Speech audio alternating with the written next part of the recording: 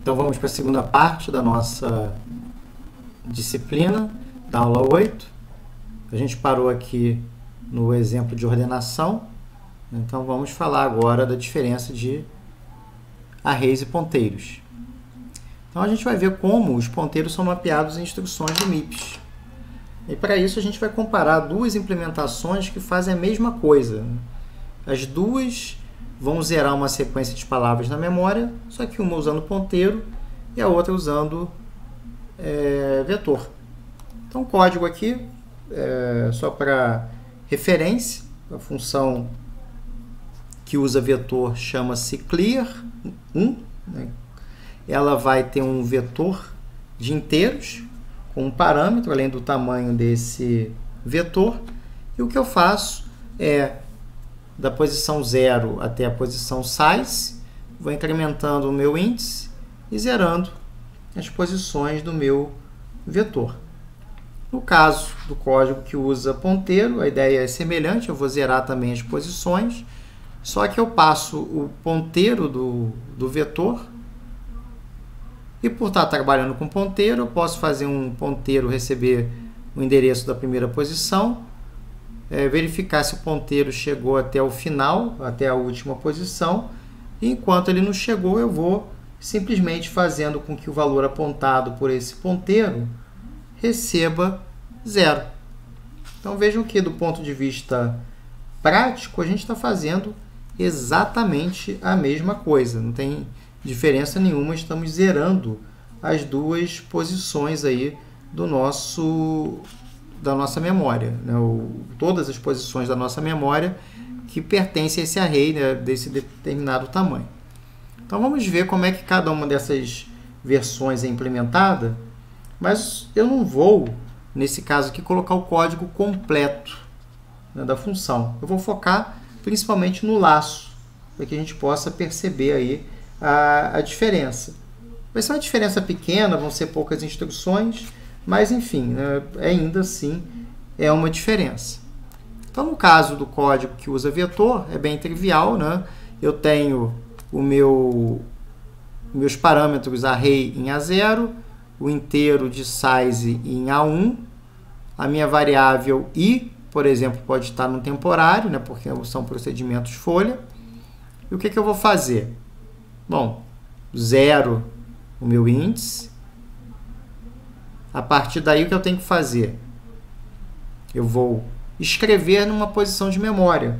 Então, eu tenho que calcular o endereço dessa posição de memória. Como é que eu calculo o endereço?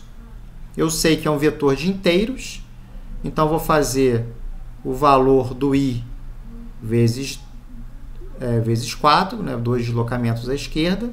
Então, T1, um temporário aí auxiliar, vai receber o i vezes 4, né, 2 deslocamentos à esquerda vezes 4, e vou somar esse valor do T1 no endereço inicial do array, A0. A soma representa o valor do endereço que eu quero zerar, T2, e aí eu faço um story word do registrador 0, conteúdo é 0, nesse T2, T2 mais 0. Bom, escrevi ali, o que eu tenho que fazer na sequência? Tenho que incrementar o meu i e verificar se o tamanho terminou, né? Quer dizer, se eu estou na última posição depois do incremento. Então, faço um add mediate de uma unidade, incrementei o i em uma unidade, e aí eu vejo se depois desse incremento o i continua sendo menor que size. Se o i for menor que size, eu vou colocar 1 aqui. Se ele for igual ou maior, eu vou colocar 0. Então, enquanto for diferente de 0, eu volto para o meu loop e vou ficar executando esse loop aí até que em um determinado momento T0 seja igual ou maior do que a 1. Vou colocar 0 aqui. Então, quando for 0, 0 é igual a 0, 0 não é diferente de 0, eu saio. Eu não volto para o início do loop. Então, vamos contar aqui. Dentro do loop, nós temos 1, 2, 3, 4, 5, 6 instruções. na primeira versão. Na segunda versão, usando ponteiros, novamente focando no laço do meu loop, né? Então, o que vai mudar um pouquinho é que eu não vou precisar ficar a cada iteração do meu loop verificando, né, se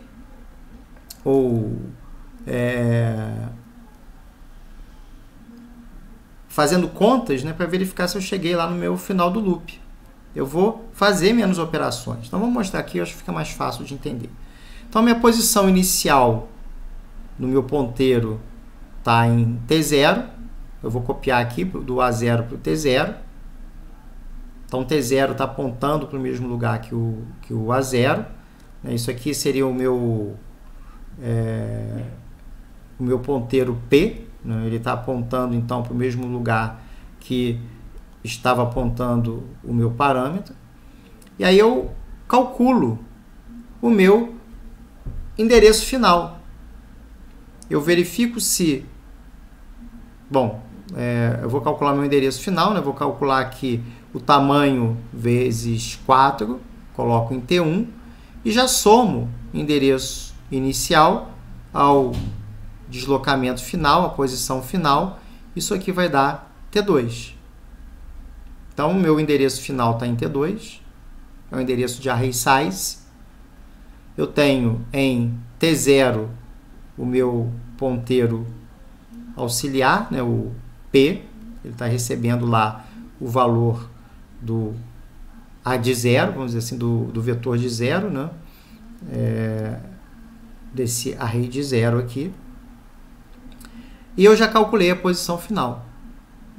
Bom, a primeira coisa que eu vou fazer depois de ter apontado para a primeira posição é zerar aquela posição. Então, faço um store word de 0 naquela primeira posição.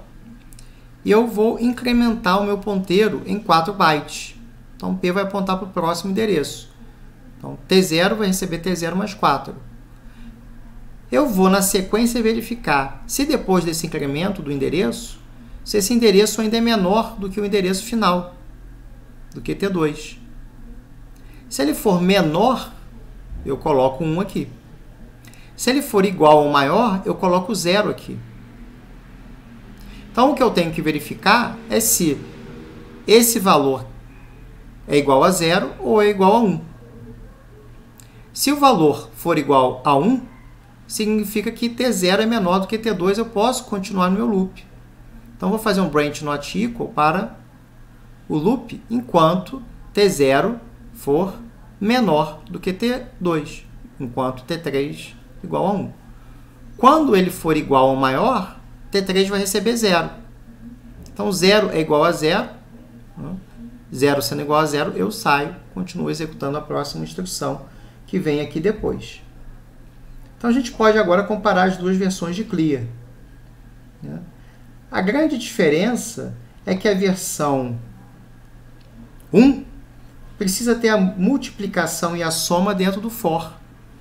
Essa multiplicação do i vezes 4 e a soma, elas estão dentro do for. Por que isso? Porque i é incrementado e cada endereço ele precisa ser recalculado a partir do novo índice. Já que eu mudei o valor do i, eu tenho que mudar o valor do endereço aqui. Então, tem que recalcular o endereço a partir do novo índice. Isso toma essas duas instruções aqui. A versão que usa ponteiros,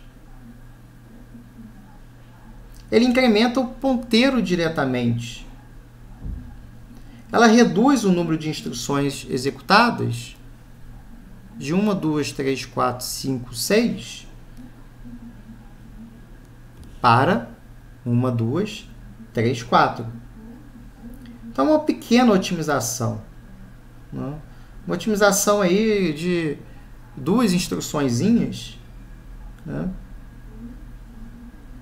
Que, no final das contas, se esse código for executado muitas vezes, pode ser que faça uma pequena diferença em termos de tempo de execução. Bom, aqui acho que eu já me adiantei, né? E já expliquei. Então a gente vai, nesse vídeo, né, na segunda parte, parar por aqui. E daqui a pouquinho eu volto na terceira parte aí, então, da nossa aula. Então, até daqui a pouquinho.